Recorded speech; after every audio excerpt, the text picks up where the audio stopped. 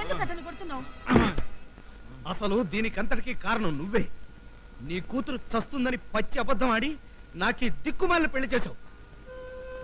అవును బాబు, 1000 అబద్ధాలు ఆడిన ఒక పెళ్లి చేయమన్నారు పెద్దలు. నేను ఈ ఒక్క అబద్ధం ఆడి పెళ్లి చేశాను. ఏం చేయమంటావు? ఏ ఆధారం లేని ఆడదాను, ఇంటి నిండానేమో వయసు వచ్చిన ఆడపిల్లలు. బాధ్యతంతా మొయ్యాల్సిన నా మొగుడు ఈ భారం అంతా నేను నెత్తిన పడేసి చాతగాని వాడిలా ఎక్కడికో పారిపోయాడు. చూడు, నువ్వెన్ని నిమ్మకాయ డిప్పలు కళ్ళల్లో పిండుకుని కన్నీళ్లు కార్చినా నేను మాత్రం కరగను. నేను చచ్చిపోయే అమ్మాయిని పెళ్లి చేసుకున్నానే గాని దాంతో కాపురం చేయాలని కాదు. నాకు ఆల్రెడీ వేరే అమ్మాయితో లవ్ అఫైర్ ఉంది. దాంతోనే పెళ్లి, దాంతోనే కాపురం, దాంతోనే స్వర్గం, దాంతోనే సర్వం. కాబట్టి దీనికి విడాకులు ఇవ్వడం ఖాయం. నువ్వు ఒక్కడివే విడాకులు ఇస్తే సరిపోదు బాబు, మా అమ్మాయి కూడా ఇవ్వాలిగా. అదెందుకు ఇస్తుంది? ఇవ్వదుగా.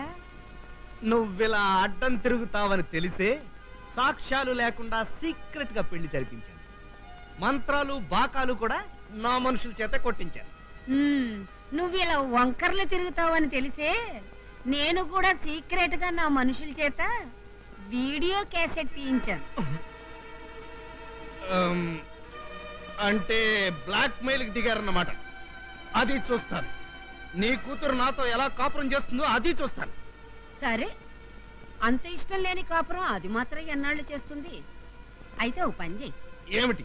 నా మిగతా 3 కూతుళ్ళ పెళ్లిళ్ళు నువ్వు చెయ్యి, అప్పుడు నేనే దాని చేత నీకు విడాకులు పించేస్తాను. మళ్ళీ ఇదేం ఫిట్టింగు? Amber fitting. మరేం చేయమంటారు? బొట్టుండి మొగుడు లేని బతుకున్నది. మామూలుగానే పిల్లలకు పెళ్లిళ్ళు చేయలేను. ఇప్పుడు పెళ్ళైన ఒక్క అమ్మాయిని మొగుడు వదిలేస్తే మిగతా వాళ్ళని చేసుకోవడానికి ఎవ్వరూ ముందుకు రారు. రాకపోతే నేనేం చేయను? ఆ పెళ్లిళ్ళు ఏవో చేసి పడే పీడ వదులుతుంది. నేను 3 పెళ్లిళ్ళు. నీకిదో లెక్క. తెల్లవారు లేస్తే 1,00,000 అబద్ధాలు ఆడి అప్పులు చేస్తుంటాం. 3 పెళ్లిళ్ళు అంటే 3,000 అబద్ధాలేగా. ఎవరో గొట్టంగాళ్ళు తీసుకొచ్చి ముడి పెట్టేసి ప్రాబ్లం తీరిపోతుంది. ఈ ఐడియా ఏదో బానే ఉంది. 3 గొట్టంగాళ్ళు ఎక్కడ చచ్చారు?